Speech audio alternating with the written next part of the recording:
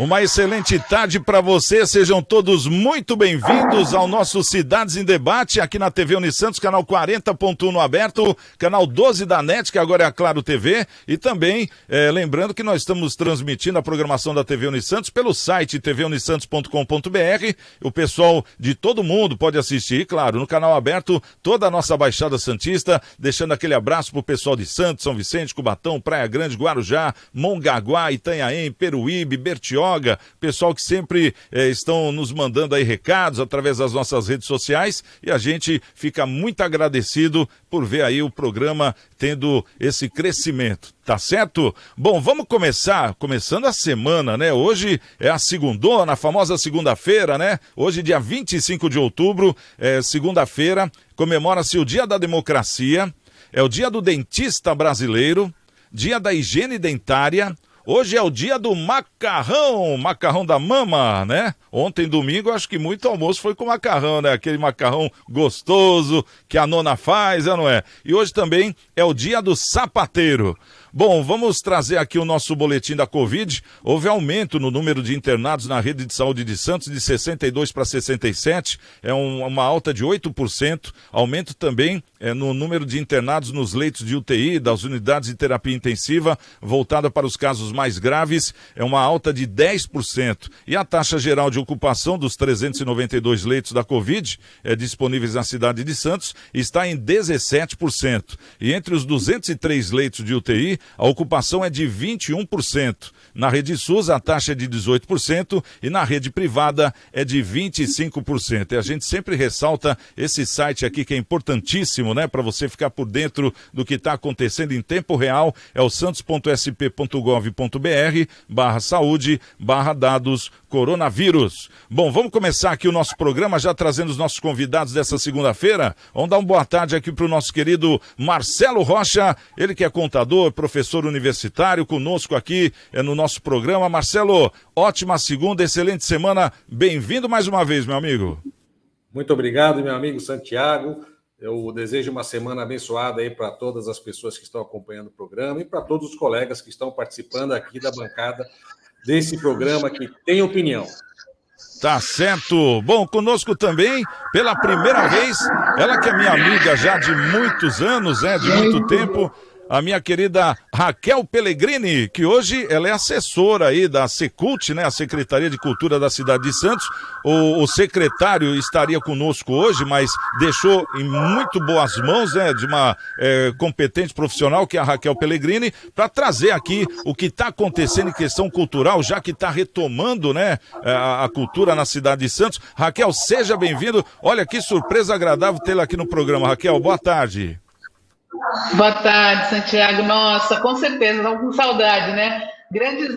Nós começamos aqui a era da televisão, né? A gente está na televisão e lá na época de TV Litoral, né? Olha, não dedura a idade não, hein, Raquel? Muito legal, muito importante, né? O trabalho que você continua fazendo na área da comunicação é muito importante isso. Muito bom revê-lo aqui, mesmo que virtualmente.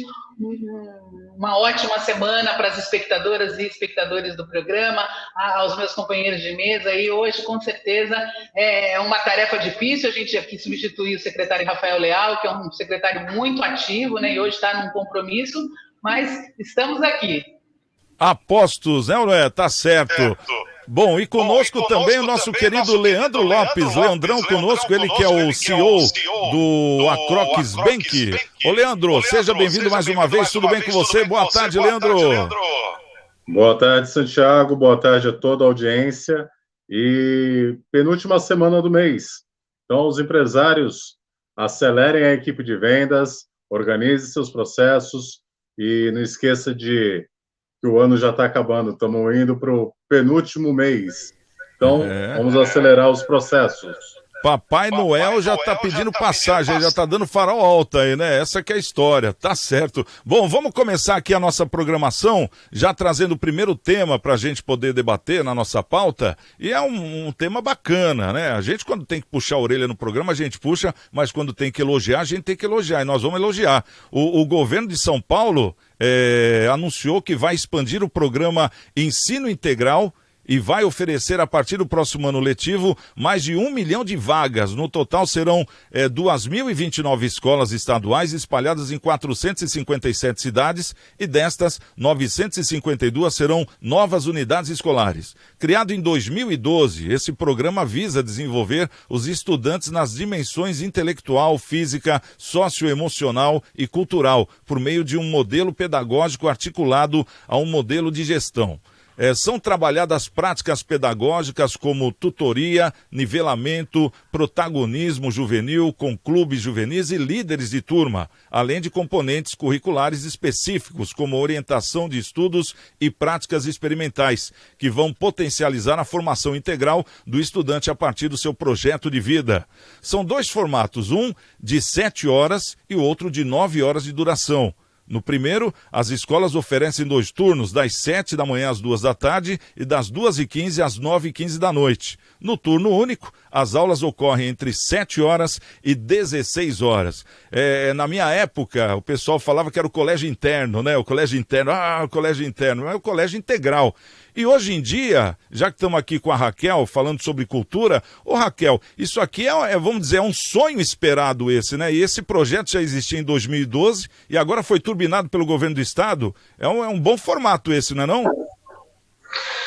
Eu acho que, na verdade, assim, a gente precisa pensar no ensino. O ensino integral, quando ele é feito de maneira responsável, né, quando ele é feito com uma diretriz curricular ampla, que vai levar os estudantes também a um conteúdo de cidadania, de geração de renda e emprego, de possibilidades culturais, eu acho que isso é fundamental.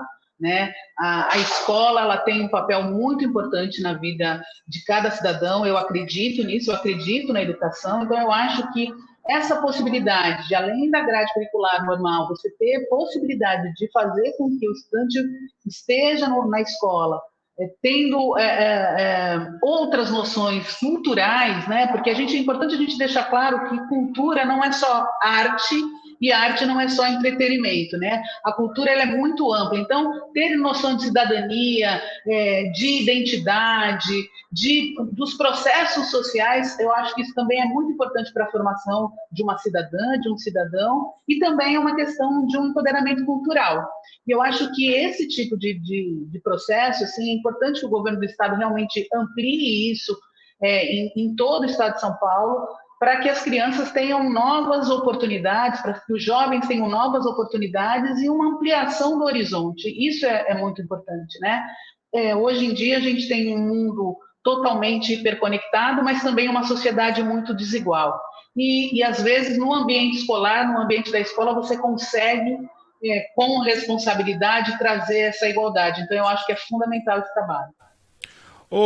Falar aqui com o Leandro. Leandro, com essa perda que nós tivemos aí por causa da pandemia, porque até a Cristina Baletta, ela teve aqui, né, a secretária de Educação, na época ela estava muito preocupada, ela comentou, nossa, Santiago, olha, vai ter uma perda enorme em questão de ensino. Eu acho que o governo, ele se posicionou de uma maneira positiva, porque viu que existe realmente essa grande perda. A gente não sabe se é de 4, de 5, de 10 anos, como dizem, até 20 anos, que eu já ouvi falar, que vai regredir, mas colocando a criança na escola num tempo integral é uma forma muito boa para tentar recompensar isso, né? Compensar esse tempo perdido. Como é que você vê isso, Leandro? Eu enxergo com bons olhos o projeto como um todo, mas devemos sempre lembrar e cobrar dos nossos governantes que duração tem que ser proporcional ao conteúdo. Nós passamos por 2 anos de uma transformação gigantesca, onde muita coisa que era analógica se tornou digital e forçou quem ainda estava resistente a essa transformação a se adaptar o quanto antes, até por causa de sobrevivência. Agora, não adianta a gente ter um curso integral maçante ou desatualizado. A gente tem que ter um crescimento do conteúdo proporcional a transformar essa futura geração numa geração muito mais assertiva do que a nossa geração, a geração que nos antecedeu. Mas eu enxergo com muito bons olhos a atitude de transformar e equilibrar essa diferença, principalmente cultural, que existe hoje ainda de uma maneira tão grande na nossa sociedade. Você vê currículos que são muito desproporcionais e acaba acarretando baixos salários, mais funções de subempregos e não a capacidade da pessoa evoluir culturalmente e socialmente. Tá certo.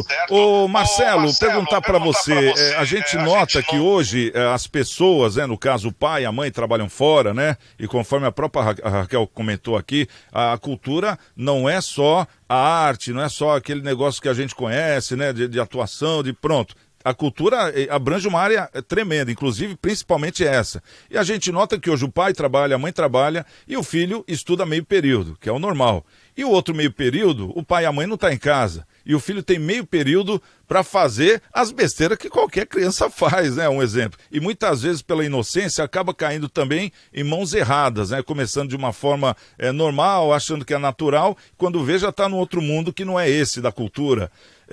Você acha que isso aí ajudaria muito os pais e as mães também na educação dos filhos ou não? Tiago e amigos, a escola em tempo integral, ela atende não só aos conceitos pedagógicos, né, ao acadêmico, dos conteúdos, aí como o Leandro passou, como também as necessidades de cultura, acesso à tecnologia, lazer, esporte, desenvolver hábitos de higiene.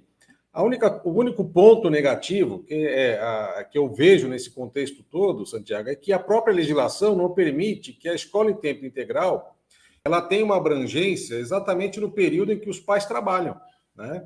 Então, você vê, a criança entra às 7 horas e sai às 16, né?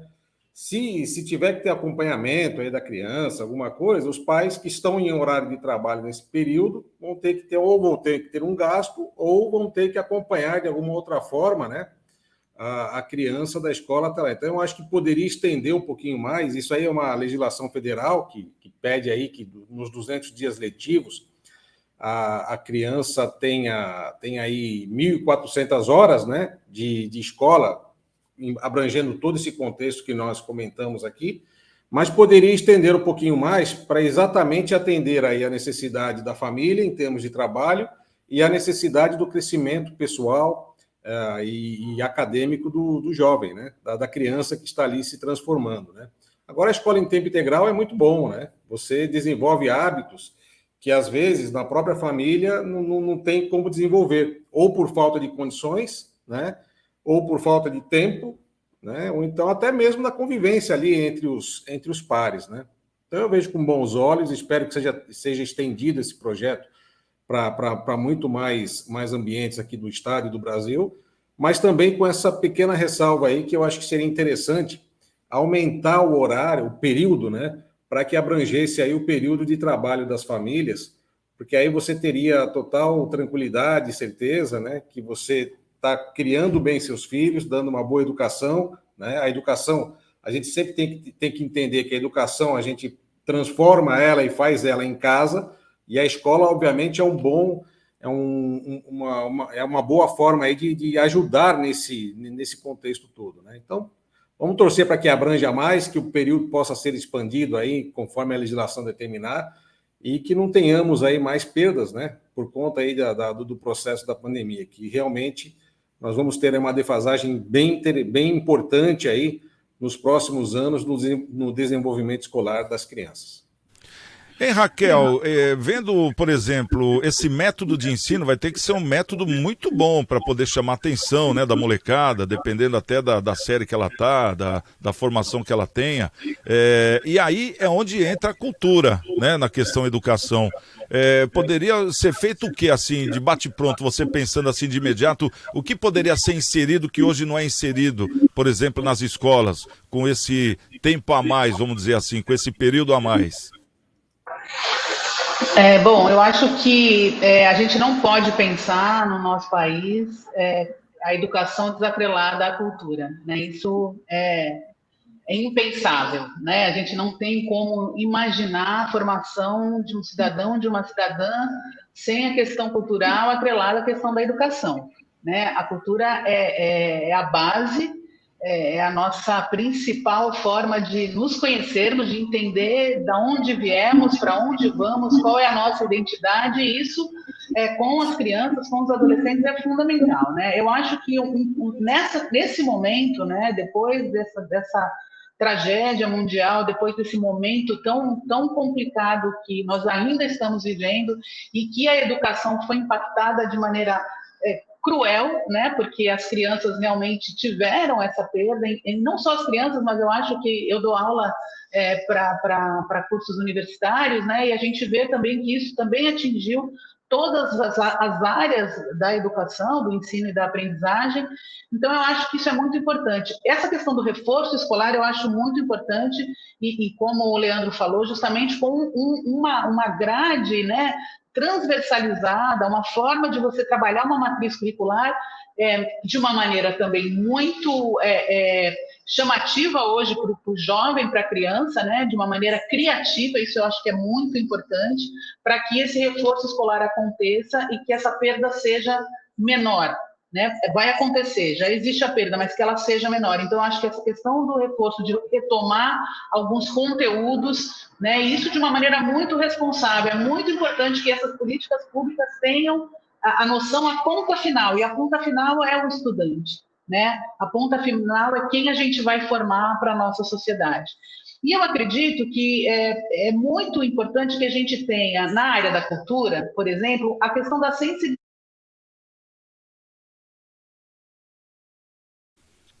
Acho que faltou o áudio, Raquel. O seu áudio acho que parou.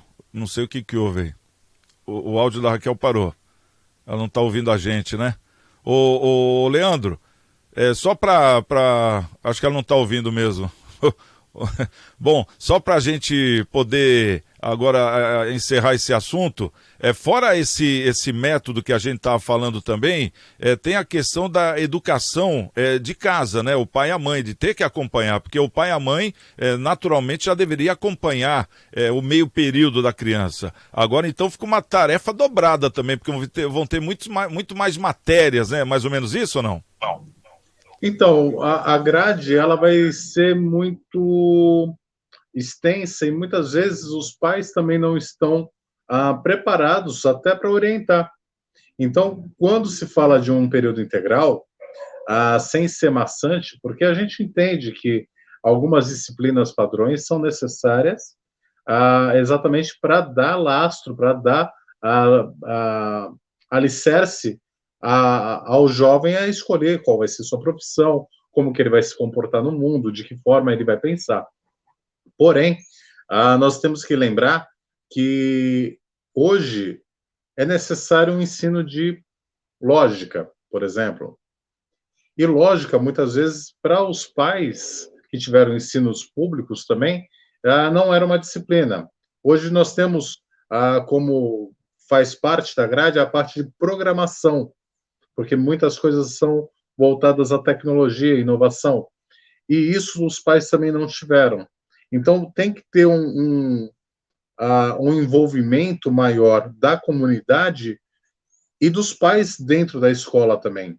Primeiro que vai trazer um pouco mais do lado do lastro familiar, que a tecnologia acabou afastando. Hoje você vê casas, cada um no seu quarto, cada um no seu canto, no seu celular, vivendo um mundo isolado dentro de um mesmo núcleo.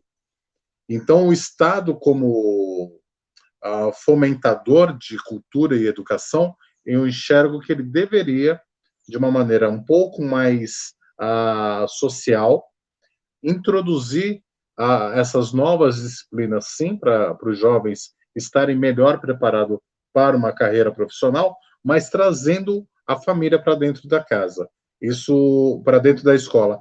Isso auxilia os pais que vão ter menos dificuldade em auxiliar seus filhos, traz uma proximidade de comunidade e traz uma aproximação de pais e filhos, que nesse período educacional é um período que acaba, infelizmente, tendo objetivos e focos diferentes. Então, faz entendo como necessário o governo introduzir algum elemento que facilite ou que promova essa integração familiar dentro das escolas. Bom, vamos saber se a Raquel agora está nos ouvindo. Ô, Raquel, eu estava com problema de áudio, por isso que eu te cortei, viu? Eu não estou te boicotando não, hein? Vê agora como é que está o seu áudio, Raquel. Vê se está tudo ok. Vamos ver, Agora está.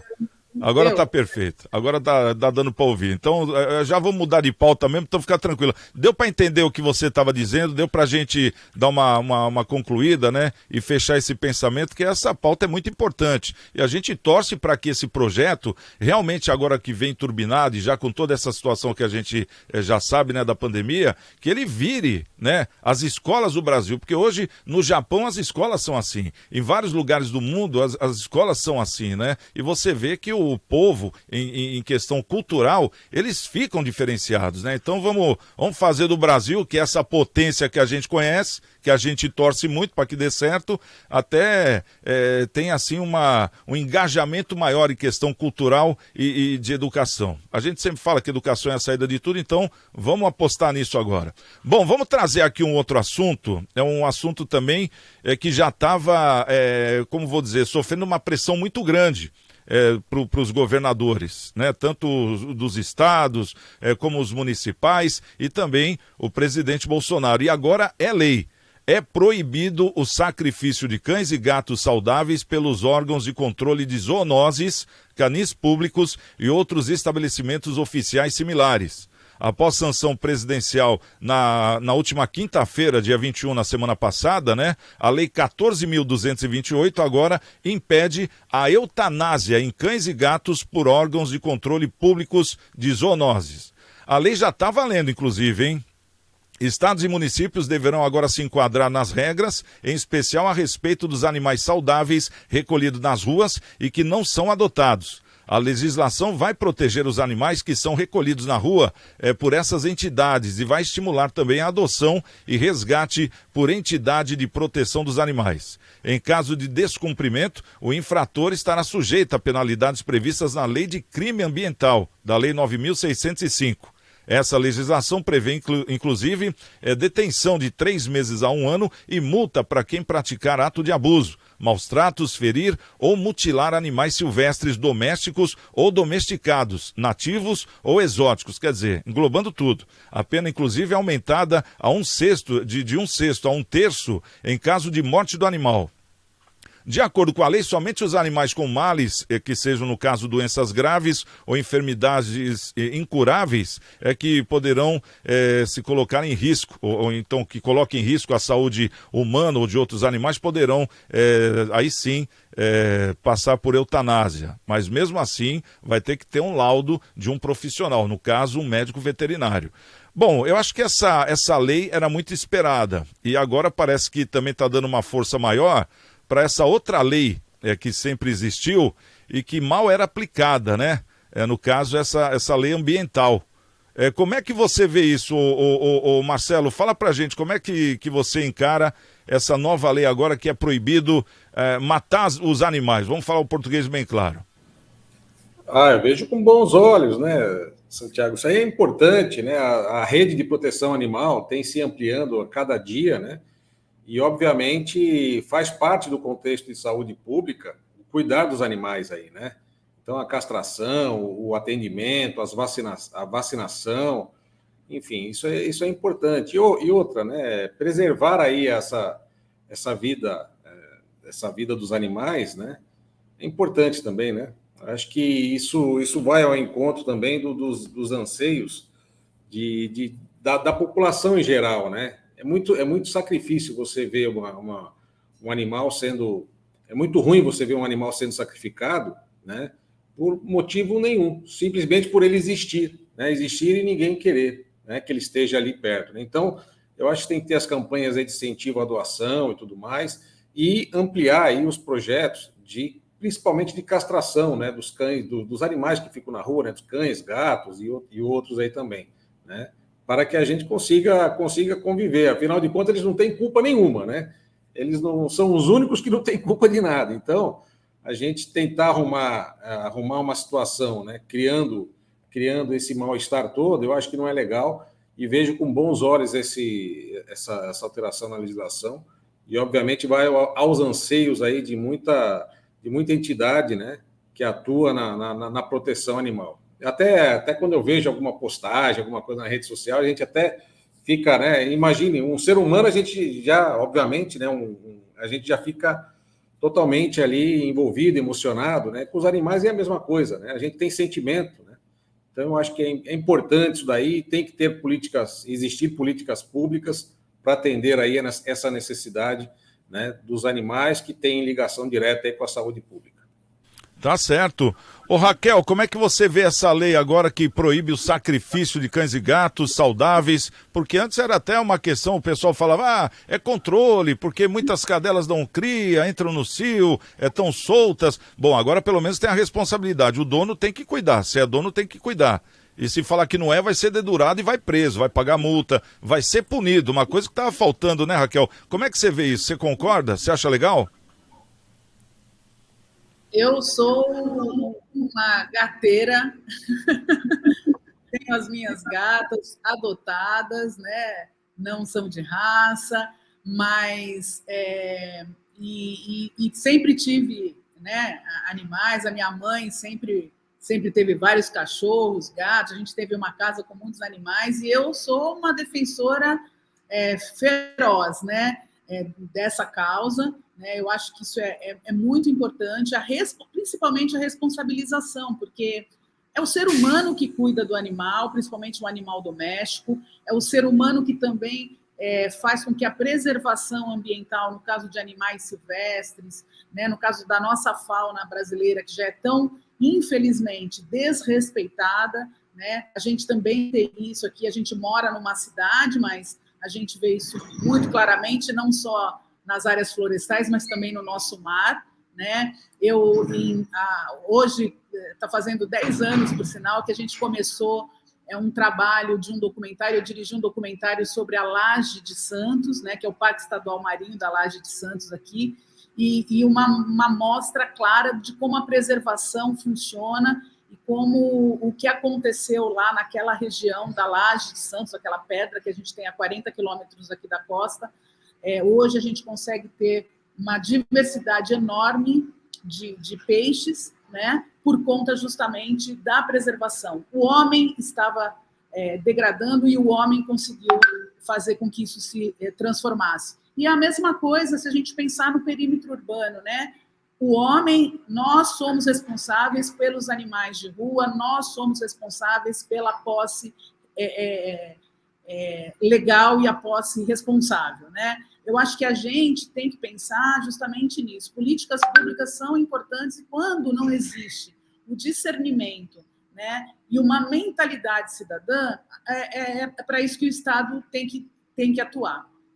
Tem que colocar leis que façam com que, de alguma maneira, a punição haja numa questão que era uma questão humanitária, uma questão de empatia, uma questão de cidadania que as pessoas muitas vezes não levam em consideração. Então, eu acho isso extremamente importante. E aqui, por exemplo, em Santos, já existe uma política pública muito de saúde animal. Então, aqui a gente tem esse pensamento, isso desde do governo do prefeito Paulo Alexandre Barbosa e a continuidade agora com o prefeito Rogério Santos e mais atividades também ligadas a essa área. Então, eu acho que aqui na instância Santos, Baixada Santista, a gente já tinha um trabalho muito bacana, né? Não só Santos, mas as outras cidades. E agora, em nível federal, eu acho fundamental mesmo. Bacana. E, Leandro, a gente fala que o cão é o melhor amigo do homem, né? Que, no caso, o gato também, né? As pessoas se apegam, são animais maravilhosos, cada um tem a sua personalidade, mas a gente ama, eu pelo menos gosto de cachorro, gosto de gato, de animal. Como é que pode ser o homem o melhor amigo do cão, ou vice-versa, se trata desse jeito, né? Quer dizer, pô, põe pra morrer, rapaz, pra controlar, controle Ah, não dá, né? Como é que você vê essa notícia aí? É uma notícia boa essa, né, Leandro? Agora tem a questão também do controle, né? Que isso aí também existe. Ela vem para um benefício comum, ela é importantíssima. Mas não adianta ter uma lei assinada se não tiver recurso suficiente para que a parte de controle, de fiscalização e principalmente de apoio ao mapeamento desses animais seja eficiente. Então, você ter a lei e não ter o recurso, ou não ter o ferramental, ela se torna uma lei bonita de se falar, mas não praticável. Por mais que a gente entenda a necessidade, a responsabilidade do humano que adota, que protege, que cuida dos animais, ele não pode ser um elemento descartável. Ele não pode ser, não tenho mais recurso, vou descartar. Não tenho mais interesse, mudei de apartamento, não cabe o bicho, vou descartar. Não pode ser um elemento descartável, mas tem que ter uma fiscalização, um mapeamento, um cadastramento para que o recurso utilizado pela zoonose seja aplicado de maneira efetiva e que essa lei faça sentido. Sem isso, a lei ela é muito bonita no papel, mas tem que ver ela na prática a partir de agora. É claro que tem também os ajustes, né? As leis têm que ser ajustadas. Tem uma falha ali, vamos arrumar aqui. Isso aí faz parte. Mas só de ter esse bom começo, porque desde que eu me entendo por gente, a gente sabe que morre cães e gatos lá na zoonose, né? Que eles simplesmente põem lá na câmara de gás e pronto.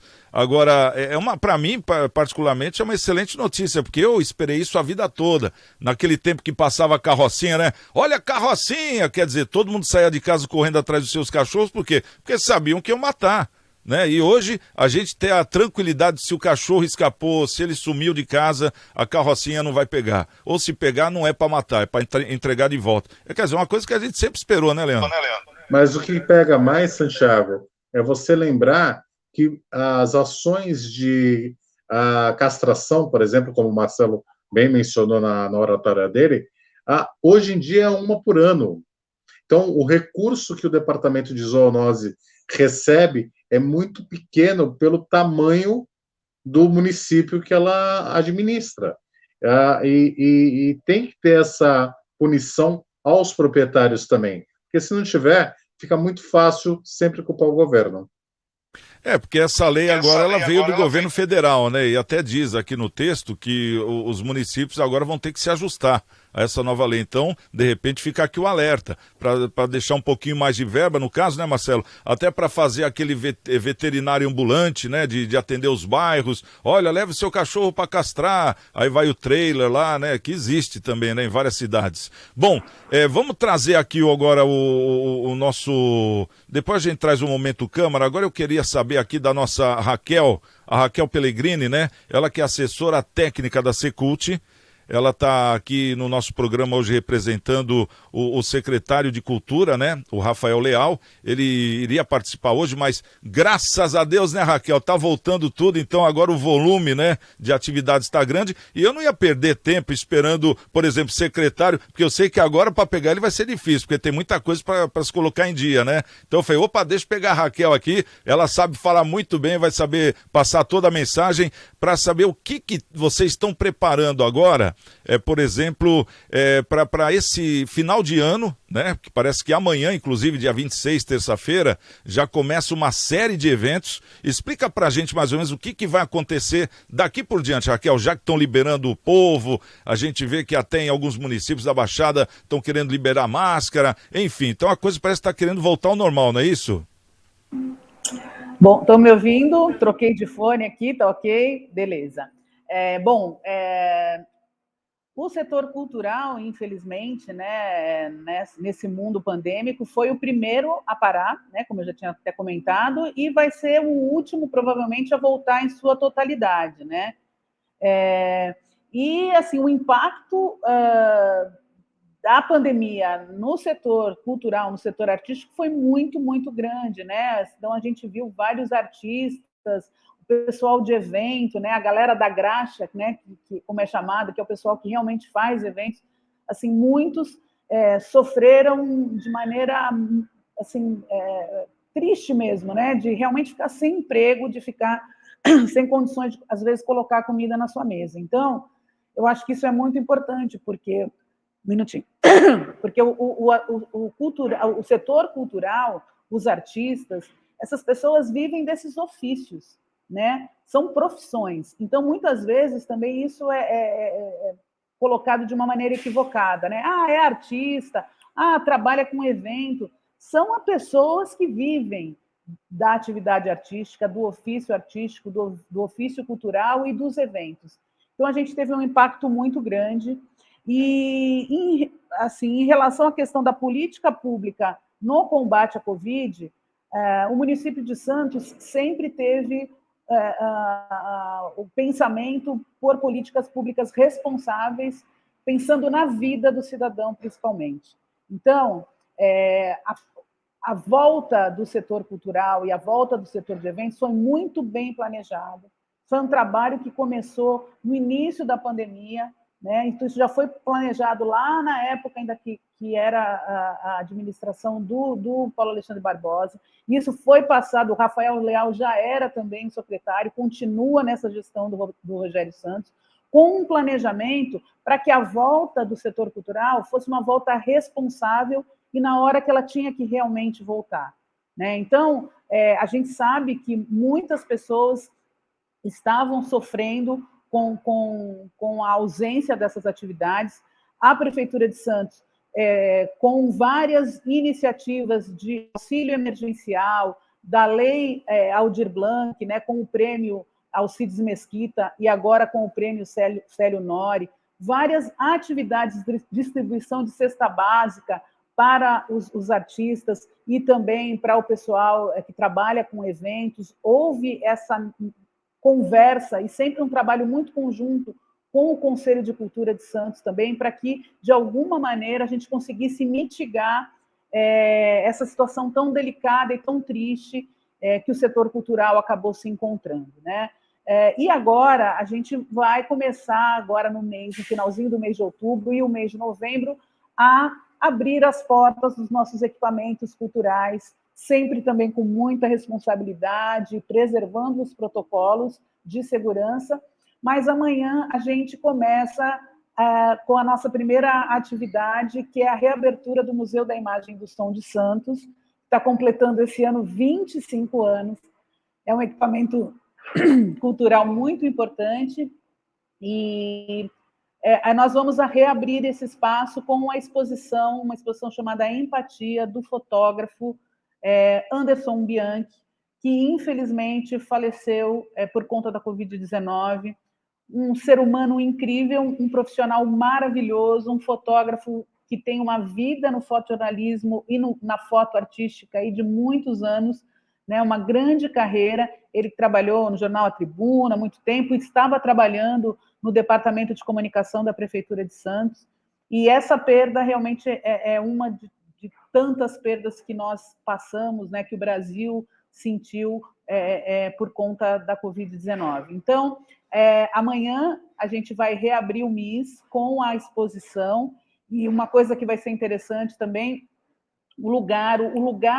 o espaço expositivo do Museu da Imagem do Som. Nós temos um espaço expositivo para fotografias, vai receber o nome do Anderson também. Então, a partir de amanhã, não só os munícipes vão poder conferir as obras do Anderson, né, as fotos nesses anos de carreira, e mais de 20 anos de carreira. Então, as fotografias mais emblemáticas da carreira dele vão estar nessa exposição, e também ele vai receber, o espaço expositivo vai receber o seu nome. Então, é um trabalho é uma pequena homenagem que nós podemos fazer para esse grande artista, né? Ô Raquel, aquele projeto Leia Santos também parece que está voltando, né? Explica pra gente como é que funciona, estimula a leitura, né? Uma cultura que precisa ser estimulada de tempos em tempos também, né? O Leia Santos é um projeto que super deu certo, né? Deu certo em todas as esferas, assim, né? E não é elogio em boca própria, não, né? Na verdade, um ato cidadão. O Leia Santos é essa troca de livros, né? A doação de livros, e também a Secretaria de Cultura recebe livros em doação para fazer essa troca. Então, muitas pessoas, quando tem os eventos, né, aqui da cidade, ou mesmo aqui na Secretaria de Cultura, as pessoas ou trazem livros ou vão procurar algum livro e sempre saem com a mão cheia de livros. Isso que é sempre bacana, né? Então, você pode ver, sempre vai ter ali o trailerzinho, a estrutura do Leia Santos, com os profissionais que são ligados às bibliotecas municipais, são profissionais que realmente trabalham duro para o incentivo à leitura, o incentivo à literatura. Então, o que vai acontecer também, que eu acho que vai ser muito importante, no dia 29 e a 31 de outubro, é um evento no centro de Santos, né? Que é o Festival Leia Santos. Então, são várias atividades ligadas ao mundo da literatura que vão acontecer pelas ruas do centro de Santos, né, em comemoração ao Dia Mundial da Doação de Livros. Então, isso é muito interessante. É um festival que vai estar percorrendo as ruas, a Rua do Comércio, a Praça Mauá, ali à frente do Museu Pelé, onde as pessoas vão poder doar livros, receber livros, e também vão ter atividades como workshops, lançamento de livros, bate-papos. Então, vai ser um momento da cultura literária da nossa cidade, que é tão rica e tão importante, né? A partir de hoje, no site da Prefeitura de Santos, já é possível ter toda a programação do que vai acontecer nesse nesse evento, né, o Festival Leia Santos, que vai ser do dia 29 a 31 de outubro agora, no centro da cidade. Bom, e aproveitando, falando do Leia Santos, uma coisa que deixou muita gente impressionada é que nessa época de pandemia as bibliotecas não abriram, né? Justamente por causa da aglomeração. Mas o que teve de gente reclamando, e a gente fala, biblioteca, ninguém sabe mais o que é isso. Mas é nessas horas que a gente vê das coisas ruins, o lado positivo também, né, Raquel? As bibliotecas estão sendo abertas também, não é isso? O pessoal vai poder matar a saudade já, né? Exatamente, exatamente. E para a gente ver que ainda existe uma cultura literária, né? Existe uma cultura da leitura, que é uma coisa tão rara, né? E isso é uma coisa que também é necessário, voltando àquele assunto lá do começo, que seja incentivado nas escolas, né? É muito importante, né? A minha geração, a nossa geração aqui, foi uma geração que leu, né? Mas a gente vê que hoje em dia isso está cada vez mais se dissipando, mas eu acho e eu fico muito feliz quando eu vejo, às vezes, nas ruas, no transporte público, um jovem com um livro na mão, não olhando no celular, né? Nada contra a tecnologia, a gente não pode fugir dela, mas o livro é importante, ou a leitura de vários universos, principalmente esse universo criativo e literário é muito importante. E as bibliotecas têm um público específico, né? A gente tem, por exemplo, a biblioteca ali do Posto 6, né? A Biblioteca Martins Fontes, tem, na verdade, um público muito fiel e muito cativo, que reclamava mesmo, o pessoal que muitas vezes está andando na praia e vai sentar para ver um livro, para retirar um livro, pessoas que tinham a biblioteca como uma fonte de conhecimento e uma fonte de uma outra atividade ligada à leitura, né? Não só de uma tela de computador. Então, isso é uma coisa que é muito perspicaz, assim, para a gente poder. É a leitura romântica, né? Exatamente, exatamente. A gente não pode fugir da tecnologia, já existem também os trabalhos, os processos para digitalização do nosso acervo e também da chegada dos computadores nas unidades das bibliotecas, mas ainda eu acredito que ainda é fundamental, né? Muito importante. Então, a gente vê que, por exemplo, a Europa, né, que é o velho mundo, tem a tecnologia muito avançada, mas também a cultura da leitura é muito difundida e muito importante. Então, a gente tem que fazer com que isso aconteça aqui. Não vamos longe, hein? Na Argentina. Na farmácia tem livraria, no mercado tem livraria, tudo tem livraria. É legal. Exatamente. Isso aí, é bem estimulado. Bom, vamos falar aqui sobre os shows que também aconteciam no Teatro Municipal. Agora já consegue voltar também os shows, ou Raquel? Ou tem data prevista ou já está voltando? Sim, as atividades dos teatros de Santos, elas vão começar a acontecer também no início de novembro. Então, todo um estudo foi feito juntamente com as equipes de controle de Covid aqui na cidade, né? E nós vamos já reabrir o Teatro Municipal no dia 6 de novembro, né? Com um show dentro do circuito do Governo do Estado, que é o Circuito SP, mas nós vamos trazer o Jorge Israel, que era aquele antigo saxofonista do Kid Abelha, né? Ele é um ex-integrante do Kid Abelha e vai estar fazendo o seu show solo, muito interessante, muito bacana, e ele vem para ocupar o palco do Teatro Municipal no dia 6 de novembro, e no dia 7 de novembro a gente vai ter o Kiko Zambianchi também dentro do Circuito SP. Então vai ser a retomada, justamente, né, num momento muito bacana e um momento de dois grandes ícones da música pop, né, do Brasil, trazendo para Santos essa volta da ocupação dos teatros, né? E aí, a partir daí, vai ter uma série de programações com os teatros municipais. A gente vai ter também um concerto da Orquestra Sinfônica de Santos, né? Regida pelo maestro Guga, que tem um trabalho incrível, é uma orquestra maravilhosa, é um trabalho lindo daqueles músicos dedicados, né? E o que vai acontecer é um concerto em homenagem ao rock brasileiro, né? Em homenagem à música pop brasileira também. Então vai ser muito legal e vai ser no dia 18 de novembro, e esse concerto ele vai ser dedicado aos profissionais da área da saúde, que foram guerreiros, né? Que combateram essa Covid também, muitas vezes colocando sua própria vida em risco, né? E vai ser um show em homenagem aos profissionais de saúde, e esses shows do Circuito SP, eles vão ser em homenagens ao pessoal da limpeza urbana, que também não parou na pandemia, e que realmente são profissionais valorosos que a gente precisa render nossas homenagens. Então, a gente vai ter essa programação em novembro, né? E todos os outros teatros também, né? O Rosinha Mastrangelo, que foi inaugurado na pandemia e ainda não foi usado oficialmente, mas a gente já vai ter uma programação, já está sendo elaborada para o Rosinha Mastrangelo, que é o Teatro de Arena, aqui no Centro de Cultura, e também o Guarani, né? O Guarani, aquele prédio histórico maravilhoso ali na Praça dos Andradas, e o Coliseu continua em obras, né? Mas o ano que vem, se Deus quiser, tudo vai sair bem para que a gente volte a ocupar os palcos e a plateia do Coliseu também. Bacana, agora só faltou para encerrar a gente falar de cinema, né? O Cine Arte Posto 4 também já tem programação, porque agora inclusive parece que está completando 30 anos, não é isso, Raquel? Se não me falha a memória? Exatamente, o Cine Arte é o meu coração, né? Cine Arte Posto 4, um patrimônio cultural da nossa cidade, se mantém ativo há 30 anos, levando uma programação diferenciada para o público de Santos, né?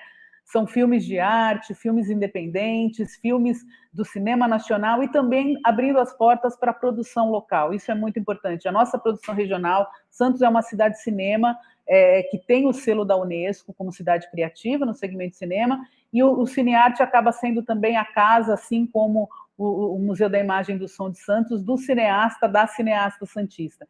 E está completando 30 anos, é uma coisa muito legal, e a gente vai fazer uma programação muito especial na parte de cima ali do Cinearte, né? Com a projeção ali na área acima do cinema, né? Em comemoração aos 30 anos do cinema. A gente vai abrir na sexta-feira, no dia 5 de novembro, com o filme Marginal Alado, em homenagem ao Chorão, né? E é uma homenagem também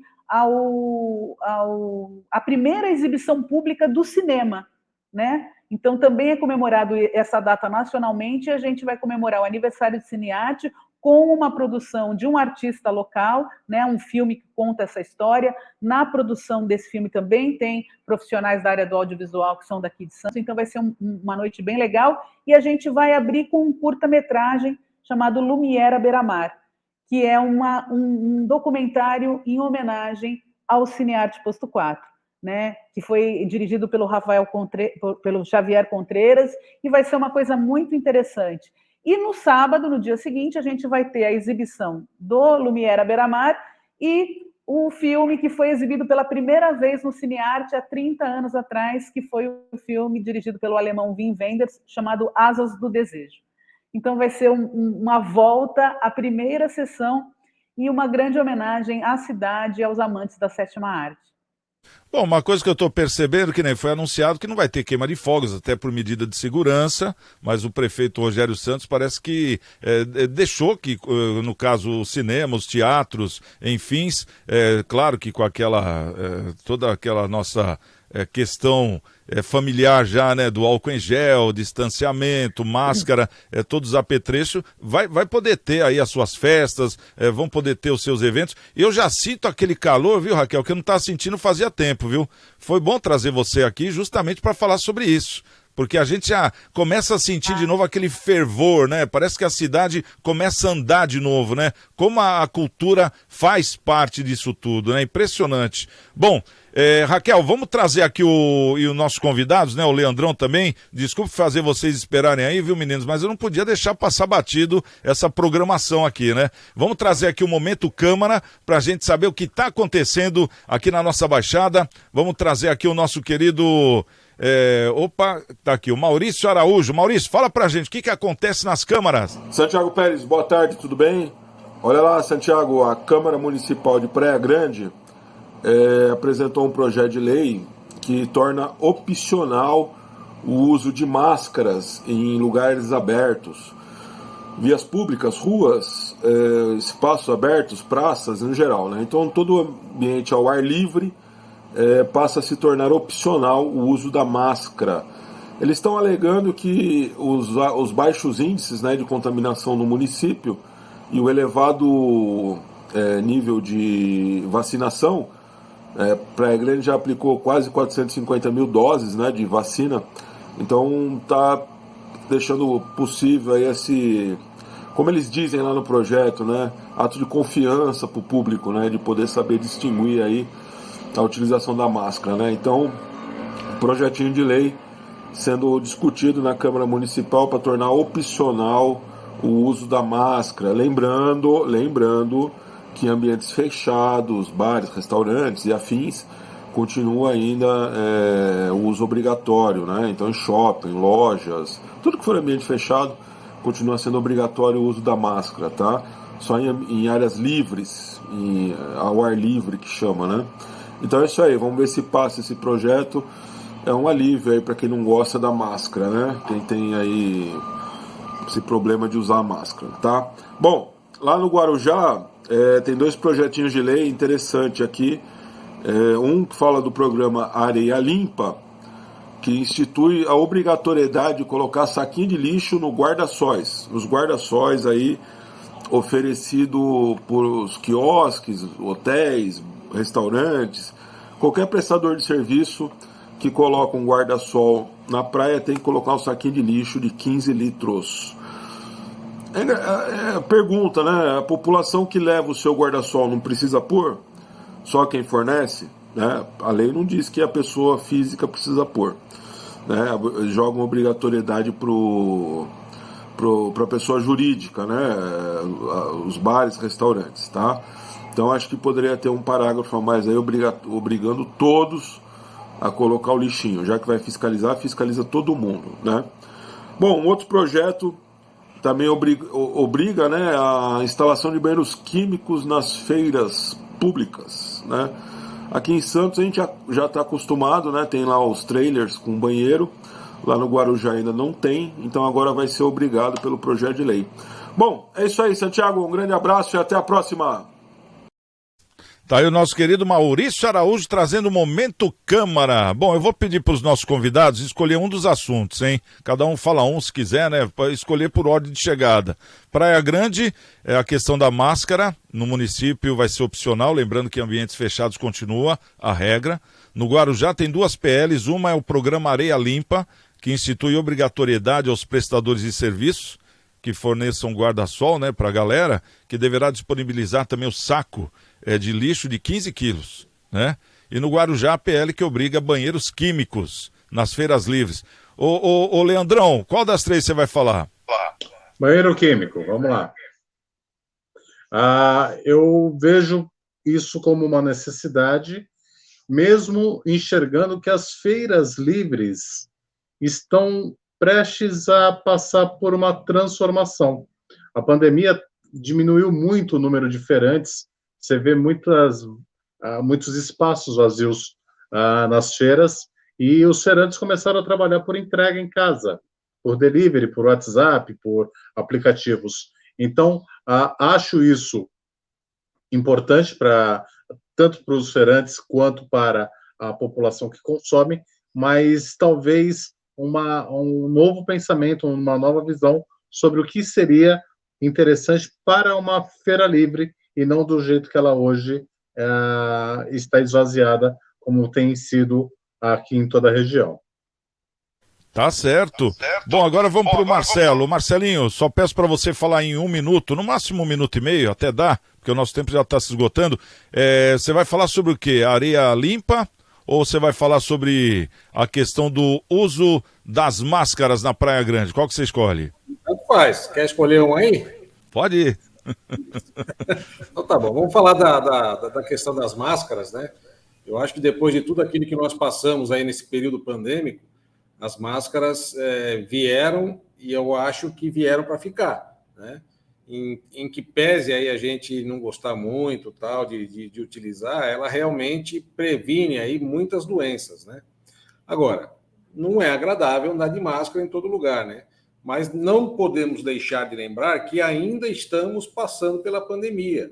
Então, eu acho que antes de pensar em liberar aí a questão de máscara, acho que seria mais interessante aí pensar formas de fomentar as empresas que tiveram aí o cerceamento do seu trabalho por muito e muito tempo lá atrás. É aquele negócio, né? Algum momento a gente vai ter que saber onde a gente deve usar e onde não deve usar. Eu acho que é mais ou menos essa questão de educação que eles devam estar querendo aplicar, né? Mas, pelo que o Marcelo falou, eu concordo, ainda não é a hora, né? Vamos dizer assim. Raquel, sobrou para você aqui o último assunto, né? Deixa eu ver aqui, só para a gente lembrar o pessoal que está assistindo. Agora é o programa Areia Limpa. Tem que levar o saquinho. Você acha que a galera tem que levar o saquinho também, ou Raquel, ou não? Olha, Santiago, eu acho o seguinte, é importante, sim, que exista esse fornecimento dos sacos pelos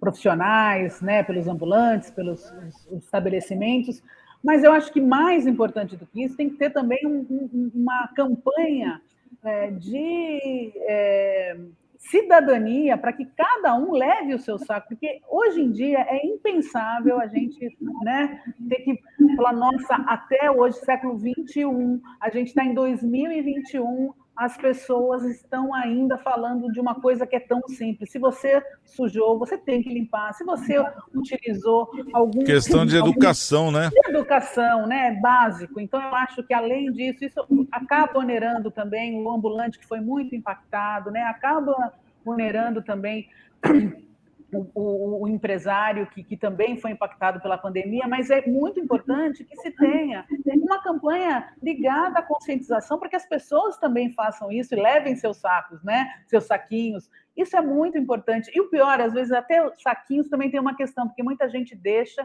e esses sacos vão para o oceano, né? Esses sacos plásticos vão para o oceano e causam um mal ambiental, uma degradação ambiental. Aí o dano ambiental. É pior ainda. Exatamente. Então precisa ter muita consciência. Eu acho que, na verdade, é isso, né? A gente precisa pensar na conscientização das pessoas, né? É a mesma coisa do uso da máscara, só fazendo esse adendo. É muito importante também que as pessoas tenham essa consciência. A pandemia não acabou. Nos teatros, por exemplo, você vai ter que entrar de máscara. Nos lugares públicos, você vai ter que entrar de máscara. Mesmo nos eventos, por exemplo, no Cinearte, que é na parte de cima, é obrigatório a máscara e também, no caso dos teatros, o passaporte de vacina. Não dá para ser uma coisa assim, a Bangu, ainda não é o momento, gente, não é mesmo. Então, eu acho que a conscientização de cada um de nós é um pedido de cidadania para quem está nos assistindo. Eu acho que isso é importante. Claro que a gente gostaria de ser de outra forma, é óbvio, né? Mas a gente tem que respeitar também, né? Porque é uma questão onde todo mundo paga, e com a vida, que é o pior, né? Bom, quero agradecer aqui a nossa querida Raquel Pellegrini, pela presença. Matei saudade da minha amiga, quantos anos, né? Enquanto eu estava olhando a Raquel falando, estava lembrando um monte de coisa aqui. Nossa, bons tempos, né, Raquel? Também o Leandro Lopes, obrigado pela presença, Leandrão. E o nosso querido Marcelo Rocha, também obrigado pela presença, viu, Marcelinho? E a você que nos assiste, obrigado pelo carinho. E amanhã, 13h, estaremos aqui na TV Unisantos com mais um programa Cidades em Debate. Um grande abraço, estamos com Deus e amanhã quem chegar primeiro, espera o outro. Até lá!